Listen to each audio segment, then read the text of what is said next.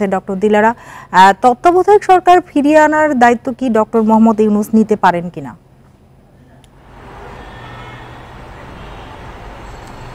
আমি যে কথাটা বললাম আপনাকে একটু আগে, যে খালি একজন তত্ত্বাবধায়ক সরকার ফেরত এনে আপনার সংবিধানের সংস্কার না করে একটা নির্বাচন দিলে পরে কোনো গুণগত পরিবর্তন হবে না।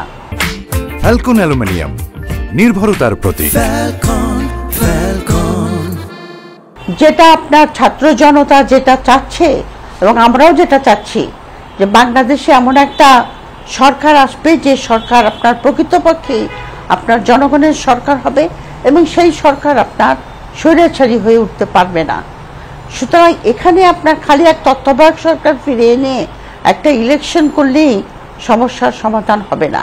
তবে আপনি যে প্রশ্নটা আমাকে করেছেন যে এই অন্তর্বর্তী সরকারের সেই লিগ্যাল স্ট্যান্ডিং আছে কিনা, আমার মতে তারা একটা রোড ম্যাপ দিতে পারে যে এইভাবে আমরা অগ্রসর হতে চাই, কিন্তু ছাত্র জনতা, অন্যান্য পলিটিক্যাল পার্টি, সিটিজেন্স গ্রুপ তাদের সঙ্গে আলাপ আলোচনা করার ভিত্তিতে ন্যাশনাল কনভেনশন ডেকে আপনার সংবিধান সংস্কার করে একটা গণভোটের মাধ্যমে সেটাকে পাশ করিয়ে নিতে হবে।